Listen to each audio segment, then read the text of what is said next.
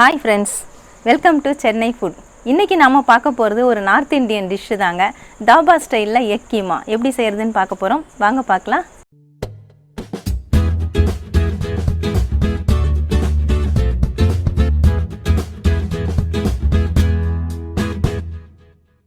அடுப்பு ஆன் பண்ணிட்டு அடுப்புல pan வச்சுக்கோங்க. 3 டேபிள்ஸ்பூன் அளவுக்கு ஆயில் சேர்த்து விட்டுக்கலாம்.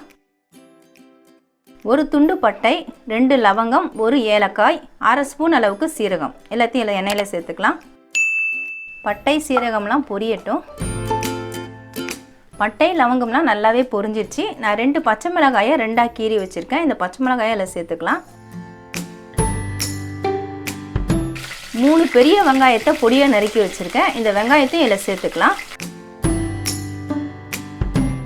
கொஞ்சமா கருவேப்பிலை பொடியா நறுக்கி வச்சிருக்கேன். அதையும் எல்லாம் சேர்த்துறேன்.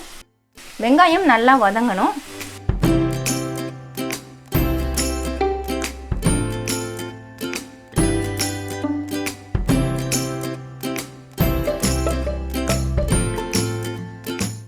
வெங்காயம் இப்போ நல்லா வதங்கிடுச்சுங்க. அரைச்ச தக்காளியை இதில் சேர்த்துக்கலாம். நான் 2 பெரிய தக்காளியை மிக்ஸி ஜாரில் போட்டு அரைச்சி எடுத்து வச்சுருக்கேன். அதை இதில் சேர்த்துக்கிறேன். தக்காளியை நல்லா வதங்கணும். தக்காளி சேர்த்து விட்டு நல்லா வதங்கிடுச்சுங்க. பாருங்கள், அதுலேருந்து எண்ணெய் எல்லாமே தெளிஞ்சு வருது. இந்த அளவுக்கு நல்லா வதக்கிக்கோங்க. இப்போ நம்ம மசாலா சேர்த்து விட்டுக்கலாம். நான் 1 ஸ்பூன் அளவுக்கு காஷ்மீரி சில்லி பவுடர் எடுத்துருக்கேன். அதை சேர்த்துக்கிறேன். 1 ஸ்பூன் ரெட் சில்லி பவுடர் அதையும் சேர்த்துறேன். 1 ஸ்பூன் கொத்தமல்லி powder, 1/2 spoon garam masala, 1/2 spoon சீரகப்பொடி, உப்பு தேவையான அளவு சேர்த்துக்கோங்க. நான் 3/4 ஸ்பூன் அளவுக்கு சால்ட் எடுத்திருக்கேன். தேவைன்னா நம்ம மறுபடியும் சேர்த்துக்கலாம். கடைசியாக 1 ஸ்பூன் அளவுக்கு இஞ்சி பூண்டு பேஸ்ட் அதையும் சேர்த்துறேன். எல்லாமே நான் இந்த ஸ்பூனில் தாங்க அளவு எடுத்திருக்கேன். எல்லாத்தையும் நல்லா கலந்து விட்டுக்கலாம்.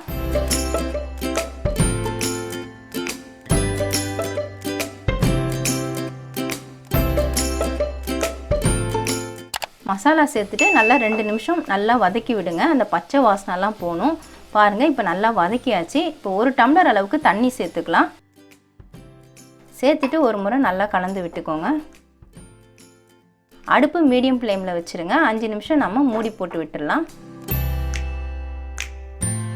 மூடி போட்டு 5 நிமிஷம் ஆயிடுச்சு. நான் இப்போ மூடியை ஓப்பன் பண்ணிடுறேங்க. பாருங்கள், எண்ணெய்லாம் நல்லா தெளிஞ்சு வந்திருக்கு. பார்க்குறதுக்கே சூப்பராக இருக்குது. இப்போ நம்ம ஒரு தடவை இதை நல்லா கலந்து விட்டுக்கலாம்.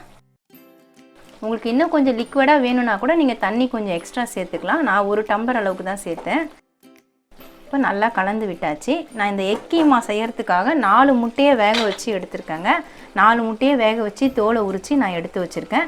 இந்த முட்டையை நம்ம ஒன்று ஒன்றா அதில் துருவி விடணும். துருவி விடுறதுக்காக இந்த மாதிரி கேரட் துருவல் எடுத்துக்கோங்க. இந்த கேரட் துருவலில் இந்த பெரிய ஹோல்ஸ் இருக்குது இல்லைங்களா, இதில் தான் நம்ம அது துருவி விட போகிறோம். இப்போ நான் துருவி விட்டுறேன். அடுப்பு சிம்மில் வச்சுட்டு துருவிக்கோங்க.